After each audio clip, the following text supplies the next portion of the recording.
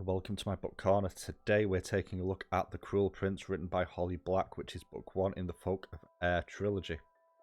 This book is a young adult fantasy novel that came out in 2018. As normal, we're going to look at story, world building, characters, writing style, and then we're going to end up on my personal thoughts. So let's just jump straight in.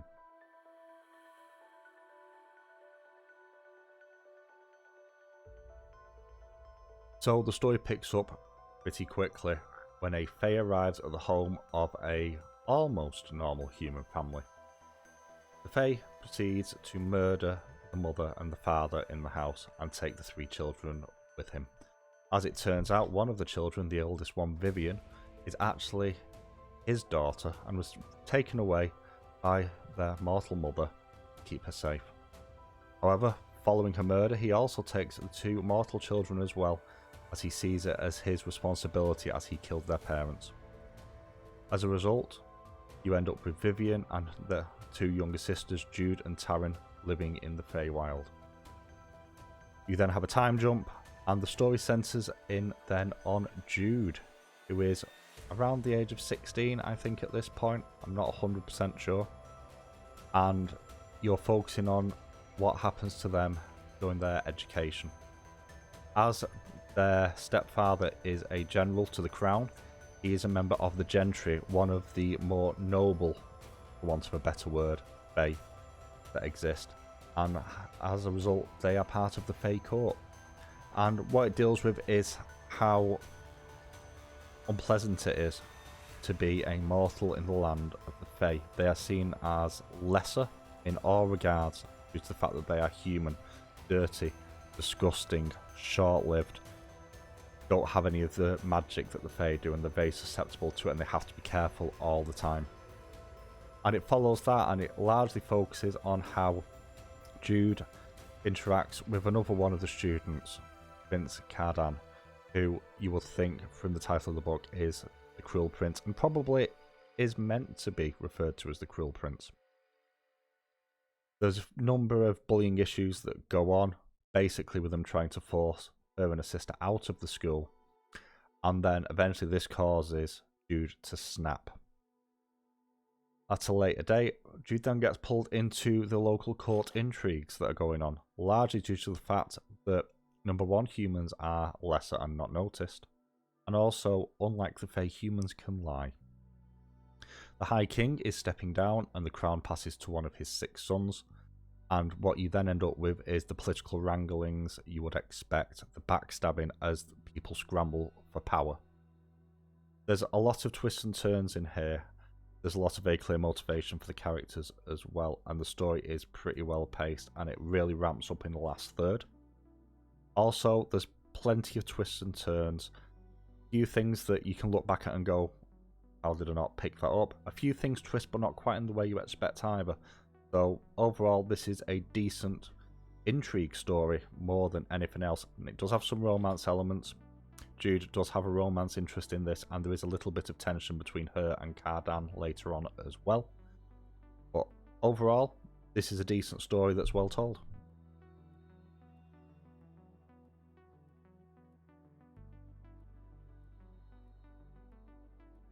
So that fetches us on to world building, and this is actually exceptional. The Fae realm itself is portrayed as alien, but more through the interaction with the people and some of the basic things that Jude and Taryn have to do just to go around their day normally. So, as a couple of examples, they always need to have salt near their food because Fae can't have salt in their food, and it helps protect them from the magical enchantments. They have to prevent themselves being mentally dominated by wearing dried rowan beads. Also, iron hurts the Fae, and this is all stuff that you find quite often in old folklore.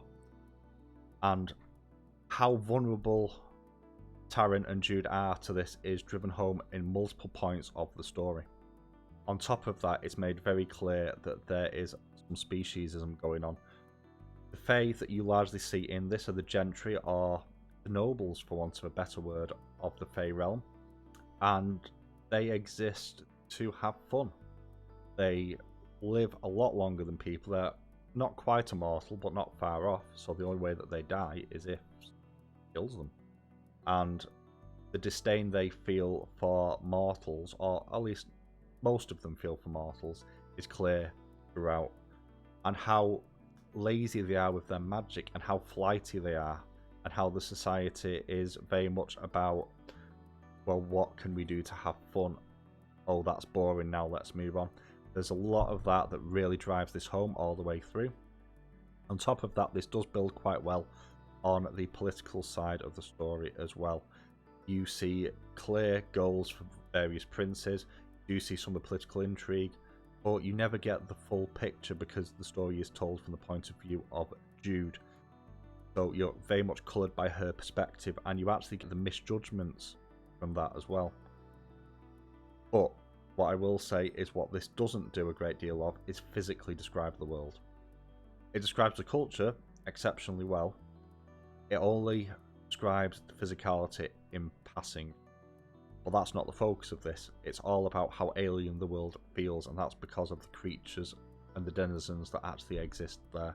And from that point of view, this does a sterling job.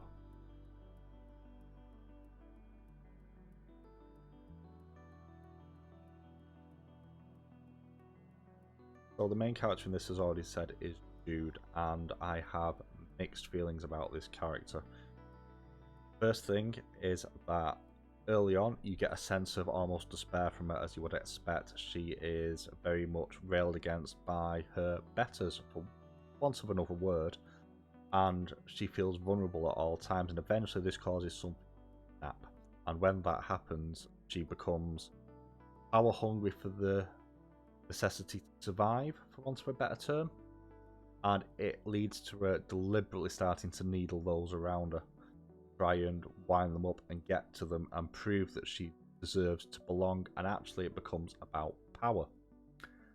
And when we talk about power, actually that is the main through point for a lot of this story, and is a prime motivator for nearly every character, with one specific exception, which I'll get to in a minute. However, whilst I do not like the character of Jude particularly, I cannot say that she's not well written, that her motivations don't make sense. The only issue I have with this is around a bit of a romance angle, and there's two separate ones going on here. I'm quite pleased that the second one didn't end how I expected it to, although I suspect it will do in the books. However, there is a character that she becomes very enamoured with, and considering her opinions of the Fae and the way she is in general, that doesn't quite feel right to me. It doesn't feel like that's something that she would necessarily be enchanted by, for want of a better word. Not magical. But then you touch the other characters, and this is where you have a few different issues. So we're going to touch on Prince Cardan last. Everybody else has clear motivations, and they have clear personalities, but a lot of the supporting cast don't get the page time to really build on that. So, for example, there is a character called Locke, who is the romantic interest, and he probably gets more page time than a lot of the other characters. But because he's a Fae, he is so flighty that you never get a handle, and actually that makes sense, and in any other book this would actually genuinely annoy me. But you're dealing with the Fae. They are as changeable as the seasons, and that's the thing, so you can't always get that clear idea of motivation. But they're also long-lived, so if you take Locke and move him to one side and then look at the stepfather Maddox, who is a general, his motivations are very, very clear very early on, and then when the twist happens later, it almost takes you by surprise, but not quite, because you can see why he's doing what he's doing. And that sort of runs all the way through this. Power is the main motivator for everyone, and everyone has their clear personality and their clear way of getting towards this. But there is one exception to this, and that is Prince Cardan, who is the youngest in line to the throne. And he is clearly shown has been cruel and depraved, and very much is, at least appears to be, the person in the title of the book, the Cruel Prince. And certainly the way he interacts with Jude in particular sort of builds on this. But then you get to peel some of the levels back and you see why he is like he is. And the interesting thing is, of all the characters, he's the only one who isn't interested in more power. He's quite happy with his station. I mean, the prince, he gets all the privileges of that, but he's no interest in the crown because he knows that he would probably be a terrible king because of the sort of person that he is. And his is his realization that he's where he needs to be. And that contrasts really nicely with Jude, who wants the power to elevate herself, but more for power's sake than anything else. And, you know, you could argue that it's for her survival, but at a certain point it stops being about that. It becomes about proving a point. And that's an interesting dynamic that you get to see in the last third of the book in particular. You also get clear motivations for Cardan more than probably anyone past Jude as well, even though he's not in the book that much. So the character work here is pretty good, especially for the lead characters. I wish there was a bit more depth to some of the others, but again, they are Fae. So you can actually explain that away in a lot of ways just because of the nature of what they are.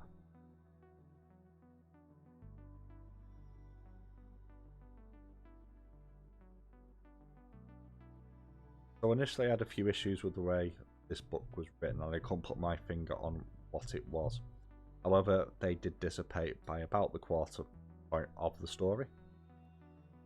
Focus is very much on how the world operates rather than how the world is aesthetically. And I think that actually really helps because of the type of book this is, although I would have liked to have a bit more descriptive work on how magical the Fae realm is. Unless maybe it isn't. The other thing that I will say is that the writing in this is actually quite subtle in many places. For example, there's multiple twists in here that don't quite go the way I personally thought they were going to. It's clear that there are twists coming up. You can tell it's structured to say this is going to be a twist. But it doesn't quite twist the same way that you expect it to, or at least not every time. With one twist at the end actually taking me by surprise. But then when you look back, there is subtle foreshadowing about all of this all the way through, especially with the theme of power being such a driving factor throughout all of this, and who has the power and who deserves it. That's well done as well. Not a massive fan of the romance angles, but that's just me personally. I did have some issues with the romance between Jude and Locke. To me, it didn't make sense that she would fall so easily for one of the Fae, knowing what they were all like. But other than that, it wasn't particularly badly written, it's just not to my personal taste. So, storytelling and the writing in general, pretty good. The other thing as well, there's a couple of poems that were included in here from various famous writers, just to sort of hammer home that this is a folklore setting in many regards, and it just reminds you of how the Fae do sit in social consciousness anyway. So that was quite good too.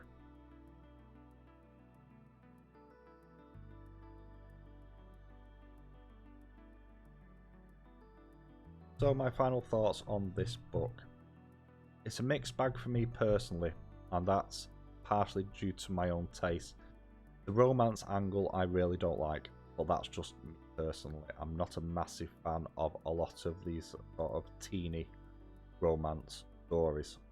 But to its credit, I thought the book would be more focused on that than it was.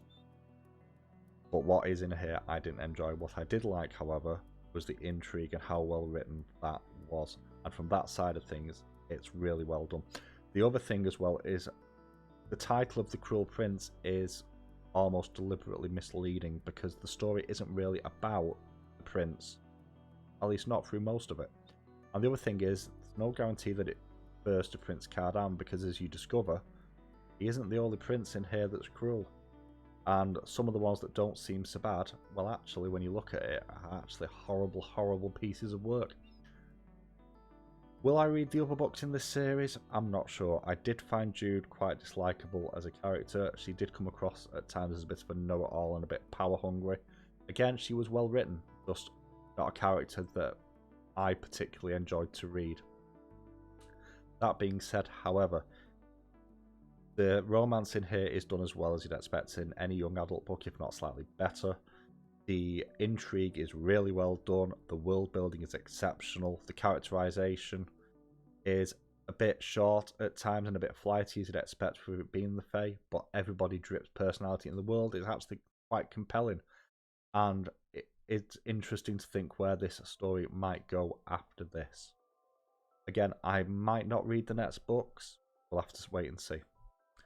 So for me, this is an easy 4-star. It drops because of my issues, personal point of view.